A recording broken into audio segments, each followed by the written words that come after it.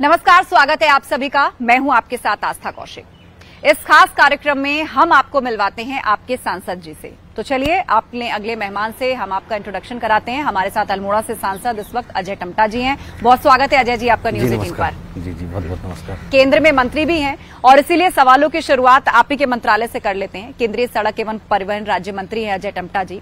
इस वक्त अगर आप हाईवेज और सड़कों के लिहाज से देखें तो पहाड़ों पर एक बड़ी मुसीबत आई हुई है। बारिश का मौसम है, लैंडस्लाइड हो रहा है, रास्ते बंद हैं। तो इससे निपटने का क्या प्लान है आपके पास? देखिए, अभी आपने मंत्री होने के नाते से मुझे प्रश्न करा है, तो मैं एक बात बताऊंगा कि मेरे पास जब जैसे ये जिम्मेदारी आई तो सबसे पहला मैंने रोड के माध्यम से ही दिल्ली से पूरा आदि कैलाश तक मेरा जाना हुआ है।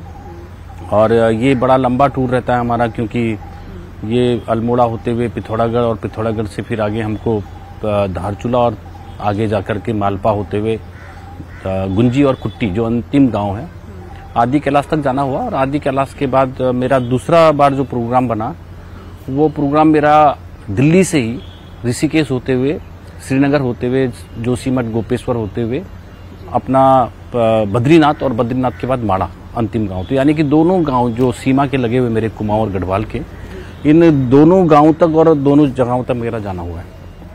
तो चूंकि मेरे पास जो इस रोडों में काम करने वाले डिपार्टमेंट हैं वो PWD NH है और NHIDCL है और BRO है, तो इनकी मैंने अलग अलग करके बैठकें ली हैं।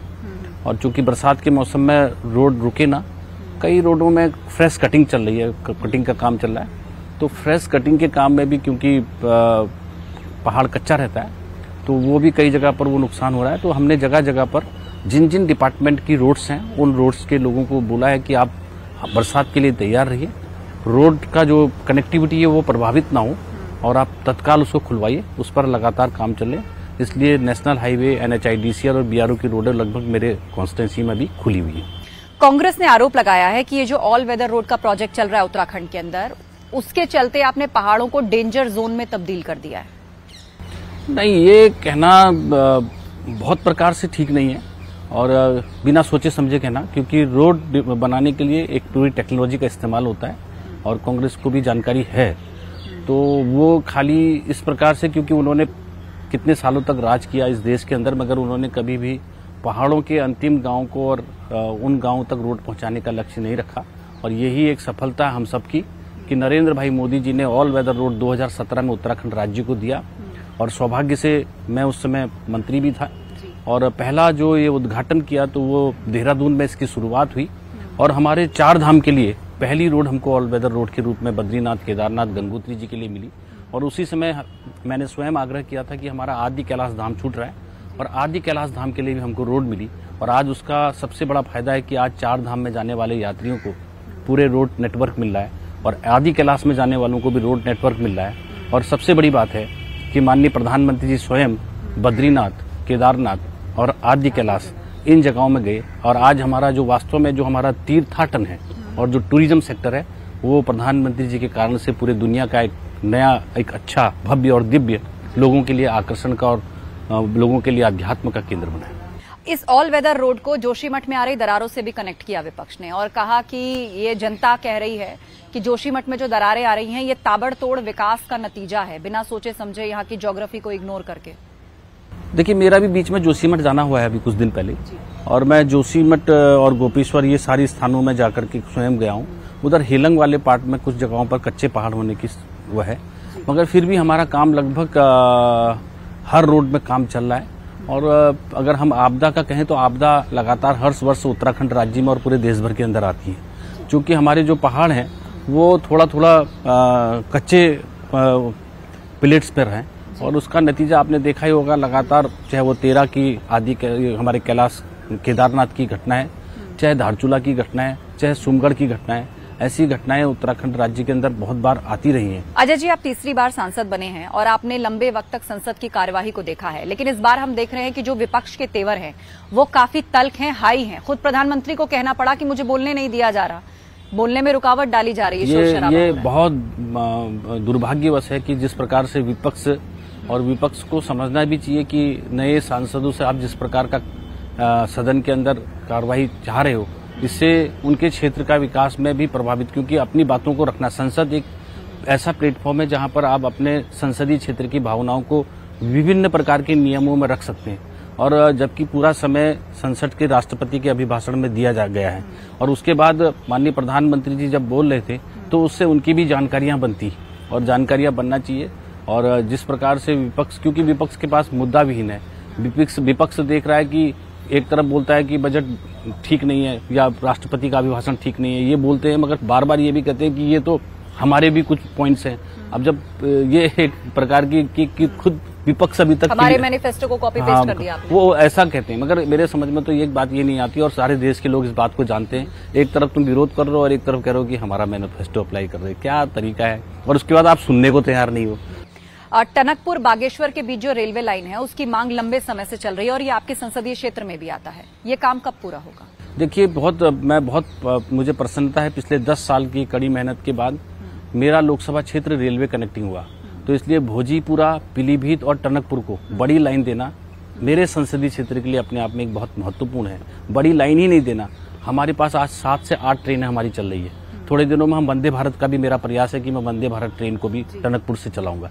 और इसलिए टनकपुर तक पहले मेरा लोकसभा कनेक्टिंग ही नहीं था, आज मेरा लोकसभा क्षेत्र कनेक्टिंग हुआ है। और हमने पिछले बजट के टाइम में टनकपुर से लेकर के बागेश्वर तक की कनेक्टिंग के लिए और रामनगर से चकुटिया और चकुटिया से गैरसैंण तक के लिए हमने बजट का प्रोविजन सर्वे के लिए किया है और उस पर कार्रवाई चल रही है। उसकी सर्वे का काम पूरा होगा तो हमें आने वाले समय के अंदर इसका लाभ मिलेगा। उत्तराखंड में हमने देखा जो नेशनल हाईवेज हैं उनकी परिस्थिति तो बहुत अच्छी, वो बड़ी अच्छी कंडीशन में है, लेकिन जो स्टेट हाईवेज हैं उनकी परिस्थिति अच्छी नहीं है। इसे लेकर आपका क्या प्लान है, क्या बताना चाहेंगे? देखिए, उत्तराखंड की तो हमको मानना ही पड़ेगा कि भौगोलिक परिस्थिति थोड़ा सा भिन्न है। हमको हिल साइड काटनी पड़ती है और खट साइड में हमको वॉल्स लगानी पड़ती है, क्योंकि वो वहाँ की भौगोलिक परिस्थितियां हैं। उन भौगोलिक परिस्थितियों को अगर हम ध्यान दें तो कहीं ना कहीं पर हमको हिल साइड काटना ही है और खट साइड में दीवार लगानी है, क्योंकि और बरसात जब जिस प्रकार से मैंने आपको बोला है कि ग्लोबल वार्मिंग होने के कारण से रोड बनती तो अच्छी है, मगर वो कुछ समय हमको परेशान जरूर करती है। मगर एक बार जब वो टिक जाती है 7, 8, 10 साल, उसके बाद वो कई मौसम झेलने के बाद वो रोड हमारे लिए अच्छी होती है। फिर उसमें हमको काफी टाइम मेंटेनेंस करने की, ध्यान देने की जरूरत है। और ये बात हमको अवश्य माननी चाहिए कि उत्तराखंड की रोड में हमको हर बार मेंटेनेंस की आवश्यकता है। एक और फैसला चर्चा का विषय रहा, वो था कांवड़ यात्रा से जुड़ा हुआ। हालांकि सुप्रीम कोर्ट ने उस पर रोक लगा दी है कि दुकानदार नेम प्लेट लगाएं, और यहां तो हमने देखा कि हरिद्वार रोड पर भी यही आदेश आया कि नेम प्लेट लगाएं। इस पर आप क्या बताना चाहेंगे? इसको विपक्ष कह रहा है कि ये तुष्टीकरण की नीति है, जिसको देखिए मेरा ये कहना है, क्योंकि भारतवर्ष में धार्मिक यात्राओं का बहुत बड़ा अपने आप में एक महत्व है। और आप सब जानते भी हैं कि जिस प्रकार से आज कांवड़ यात्रा चल रही है, तो ऐसी ही जो है हिमालय का महाकुंभ के रूप में नंदारात यात्रा को माना जाता है। तो इसलिए श्रद्धावान लोग यात्राओं में जाते हैं और इसलिए श्रद्धावान यात्राओं में जाने वाले लोगों के साथ अच्छा व्यवहार हो, ये सभी सरकारें चाहती हैं। हरिद्वार प्रशासन ने देखिए वहां रास्ते में पड़ने वाली मस्जिद और मज़ारों को तिरपाल से ढक दिया। हालांकि बाद में प्रशासन ने दबाव में आके जब इस पर हंगामा हुआ, सवाल पूछे गए, तो उस फैसले को वापस लिया। इसको आप कैसे देखते हैं, क्या बताना चाहेंगे? देखिए, जो निर्णय हुए हैं वो निर्णय के अनुरूप अगर कोई ऐसी बातें आई हैं तो वो प्रदेश सरकार के द्वारा जो भी निर्णय लिए गए वो मुझे लगता है कि वो आपस में डिस्कशन करके लिए होंगे। अग्निवीर योजना को लेकर इस वक्त जबरदस्त पॉलिटिक्स हो रही है। विपक्ष हमलावर है, उसने डिक्लेयर कर रखा है कि अगर हमारी सरकार आई तो सबसे पहले इसी को खत्म करेंगे। 8 राज्यों ने उनको रिजर्वेशन का भी ऐलान किया है कि आगे अपॉर्चुनिटी देंगे। इसके बारे में आप क्या बताना चाहेंगे? पहले मैं आपको खुद बताना चाह रहा हूं कि अग्निवीर योजना को समझने की आवश्यकता है और इसलिए पहले विपक्ष अग्निवीर योजना को समझे, क्योंकि हर फौजी भी चाहता है कि मैं देश की भी सेवा करूं और परिवार की भी सेवा करूं। और इसलिए जो आदमी देश की सेवा हमेशा करना चाहता है उसके लिए कोई अग्निवीर में ऐसा नहीं है कि आपको निकाल दिया जा रहा है, आपको वहां पर कोई ट्रेन किया जा रहा है, आपको वहां पर कोई इंजीनियर बनाया जा रहा है, आपको वहां पर कोई टेक्नोलॉजी दी जा रही है। और आप चाहें तो सेना के अंदर रहें, आप चाहें तो आपने कुछ साल सेना नौकरी में लगते हैं। ये पूरे मेरे स्टेट के अंदर का ये मामला है। हमने एक डिपार्टमेंट बना है हमारे पास, जिसके माध्यम से जो रिटायर्ड पर्सन है उसकी भी और उसके परिवार की भी नौकरी लगती है। ये हमारे उत्तराखंड को अगर टारगेट लेकर के कहते हैं तो हमारे लिए एक बहुत बड़ा सौभाग्य है कि अग्निवीर जैसी योजनाएं जो कि दोनों ताकत देती है। आप सेना में रहना चाहें तो सेना में रहें, और सेना में आने के बाद आप टेक्निकली साउंड हैं, आपको स्टेट गवर्नमेंट पूरी फैसिलिटेट कर रही है और अपना काम भी कर सकते हैं। एक और मुद्दा बार बार उत्तराखंड में उठाया जाता है विपक्ष की तरफ से। कांग्रेस कहती है कि केदारनाथ मंदिर से 23 किलो सोना चोरी हो गया। हालांकि मंदिर समिति ने इस बात का खंडन किया है, लेकिन इस मुद्दे का बार बार कांग्रेस जिक्र करती है। अब मैं आपको बताना चाहता हूं कि कांग्रेस हमेशा ऐसे मुद्दे लेकर आती है जिससे कि भावनाओं को उखेड़ा जाए, और हमेशा आपने देखा होगा कि वो धार्मिक और जाति और इस तरीके की भावनाओं को लेकर आती है और ये बताना चाहती है कि ये जो बीजेपी है ये ऐसा नहीं है, मगर वास्तव में बीजेपी का चेहरा वो नहीं कर सकती या उसकी सरकार का चेहरा वैसा नहीं कर सकती, मगर ये सत्यता नहीं है। खुद मंदिर कमेटी करी तो कांग्रेस कौन होती है ऐसे कहने वाली। दिल्ली और हैदराबाद में केदारनाथ के नाम से मंदिर निर्माण को लेकर कांग्रेस यात्रा निकाल रही, इसे आप कैसे देखते हैं? नहीं, कांग्रेस क्या कर रही क्या नहीं कर रही, मगर मैं इतना जानता हूं कि भारतीय जनता पार्टी और भारत के रहने वाले लोग वो यात्रा कांग्रेस के कहने में नहीं निकल रही है। ये यात्राएं आदि अनादि समय से निकलते आ रही हैं। मैं खुद पिछले बार की नंदा जात यात्रा में गया हूं, तो क्या मैं किसी राजनीतिक दबाव में थोड़ी गया, ये तो अंदर की भावनाएं हैं। कांग्रेस जबरदस्ती की ये बातें करना चाह रही है क्योंकि समाज ने उनको नकार दिया, क्योंकि तुष्टीकरण की राजनीति करना उनका कर्तव्य रहा है। आप हाल ही में प्रयागराज गए थे, तो वहां पर कुंभ से संबंधित क्या तैयारियां चल रही हैं, इसके बारे में आप कुछ बताना? मैं प्रयागराज गया था और मुझे बहुत अच्छा लगा, क्योंकि पिछले 5, 7, 8 साल पहले भी गया था, मगर वहां की जो कंजेस्टेड रोडें थी और आज वहां के डेवलपमेंट्स इतने बड़े मात्रा में हो रहे हैं। आज पूरा प्रयागराज एक खुला सा दिखता है और बहुत सुंदर लगता है, और आने वाले समय के अंदर जो कुंभ का मेला होने वाला है उसका लाभ कुंभ के लिए एक बहुत बड़ा इंफ्रास्ट्रक्चर वहां के लोगों को मिलने वाला है। हाल ही में लोकसभा के अंदर अखिलेश यादव ने कहा कि ये सरकार ज्यादा दिनों तक नहीं चलने वाली है। नहीं, इनके कहने से क्या होता है, ये क्या जानते हैं? मतलब मैं ये कहता हूं कि मैं इनका जवाब देने के लिए क्यों, मगर हमारी सरकार पिछले 10 सालों से अच्छे से काम कर रही है।